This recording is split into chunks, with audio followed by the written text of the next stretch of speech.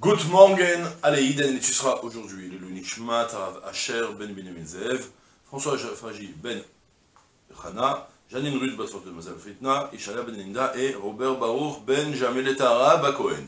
Si vous souhaitez vous étudier une prochaine étude de Mishnah, contactez 5 minutes éternelles. Nous étudions Masechet Maï, Perek Mishnah Dalet. Alokeach mina palter, me'aser mikol tfus ou tfus, divrei Rabbi Meir. Rabbi Yehuda Omer, me'achat al akol. מודה רבי יהודה בלוקח מן המנפול שהוא מעשר מכל אחד ואחד. Même principe que la Mishnah précédente, avec à présent un nouveau détaillant de vendeur de pain. C'est plus un boulanger, c'est un point chaud, on va dire comme ça. Soit, j'explique un petit peu, d'abord la problématique, comme on a déjà expliqué longuement, le Demaï est un décret des Rabbanan que Chachamim ont fait lorsqu'on achète des fruits d'un Hamaharetz. Puisqu'on a remarqué une minorité conséquente de gens qui ne prélevaient pas comme il fallait, Ramim ont instauré de reprélever tous les fruits qu'on achète. Donc c'est un décret qui a été fait à cause d'un doute. Aujourd'hui, dès que j'achète un Hamaretz, même s'il va me raconter qu'il a prélevé, je ne le crois pas parce qu'il n'est pas crédible, et donc je dois reprélever. Mais c'est un décret qui a été fait à cause d'un doute concret. Il s'avère qu'il y a peut-être en réalité des Hamaretz qui prélèvent et d'autres Hamaretz qui ne prélèvent pas.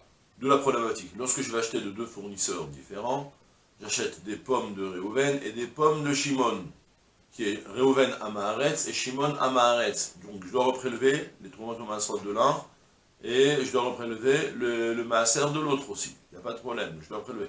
Est-ce que je peux prélever des fruits de Réhouven, des fruits de Shimon? Et la réponse, elle est que non.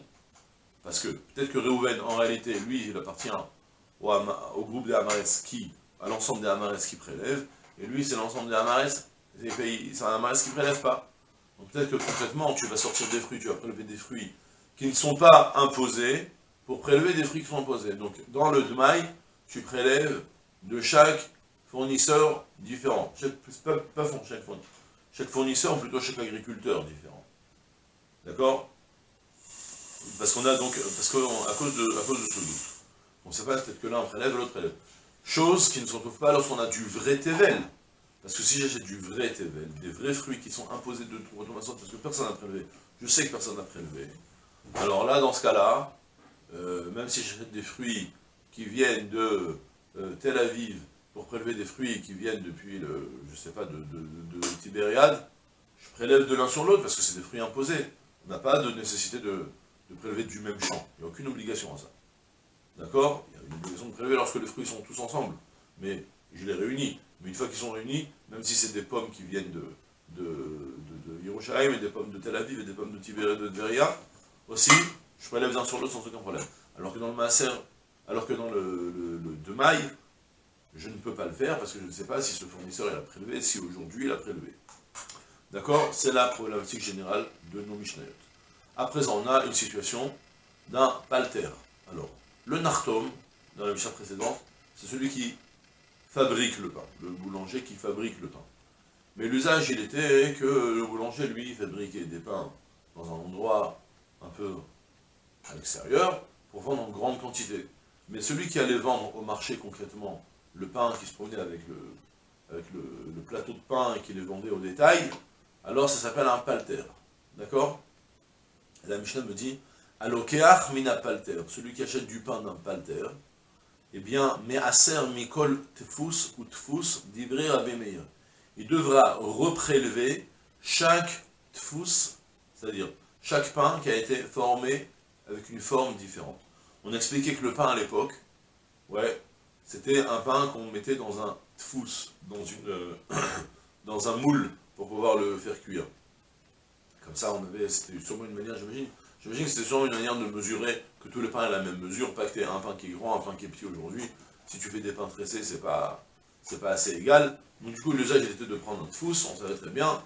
Et puis, un tfous, c'est comme un tfous, avec un dalet. En hébreu moderne, on dit un tfous, c'est un moule. D'accord? Aussi, là, c'est pas ça. Quand on imprime, c'est parce qu'on moule les tables avec lesquelles on imprime les livres. C'est aussi du tfous. Donc concrètement, il faut chaque moule. Alors, lorsque tu achètes du pain du détaillant, si tu vois qu'il y a 3 pains qui ont été formés dans le même moule, alors J'ai oublié de préciser. Et chaque moule, c'était pas des fabrications à l'usine qu'on amène de Chine en milliers, que tous les vendeurs de pain, ils ont les mêmes. Les tfous, c'était quelque chose que chacun fabriquait, ou que c'était de manière très personnelle, et donc chaque nartom, il avait son tfous différent. Il y en avait un qui était plus étroit, plus long, l'autre il avait les bords arrondis, un qui était plus... D'accord?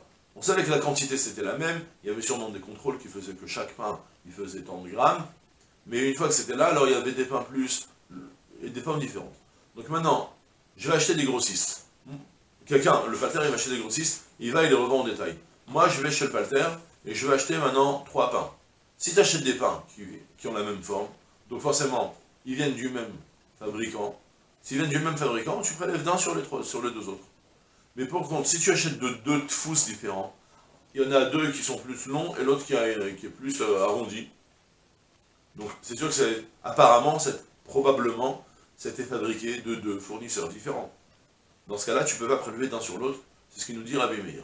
À la différence de la Mishnah précédente où Rabbi Meir lui-même me disait que lorsque tu vas acheter d'un même nartom, d'un même fabricant de pain, et que tu vois concrètement que lui fabrique avec deux sortes, tu n'as pas besoin de prélever d'un sur l'autre, parce que c'est sûr que c'est lui-même qui a prélevé.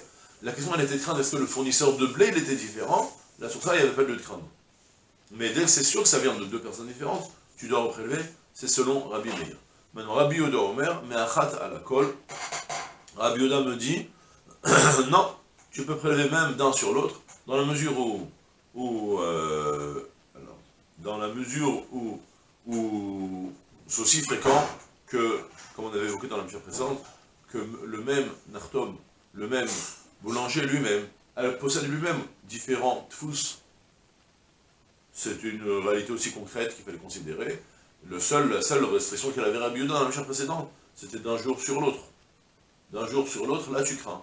Parce que peut-être qu'aujourd'hui, il a acheté du pain, il a acheté sa farine chez Reuven, et hier il a acheté sa farine de chez Shimon, là tu dois craindre d'un sur l'autre. Mais dans la même journée, même si tu veux deux tfous différents, c'est pas grave, parce que c'est fréquent pour Rabbi Yehuda de considérer que les nartomim, que les boulangers, ils ont des tfous différents, donc de ce fait, même si tu achètes du palter, logiquement le palter il est parti aujourd'hui chez un seul fournisseur pour acheter du pain, il ne va pas s'amuser à chercher 3 fournisseurs, pendant ça il a son plateau qui doit prendre des pains de tout le monde, c'est pas logique. Ensuite, au modèle Rabbi Yehuda, par contre, il reconnaît Rabbi Yehuda que Belokar Mena Manpol,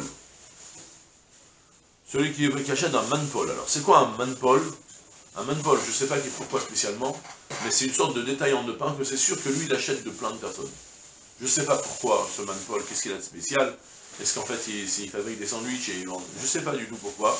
Mais en tout cas, c'est un Manpol que lui, dans sa nature, il est spécialement là pour acheter des pains de plusieurs origines différentes pour les vendre à tout le monde. Peut-être qu'il gagne plus sa fourniture, je ne sais pas.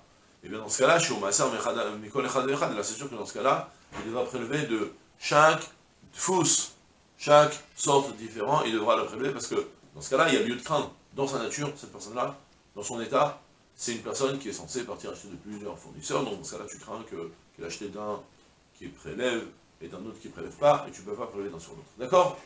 C'est tout pour aujourd'hui, je vous souhaite une journée pleine de Hatzlacha, Kol Tuv, c'est là.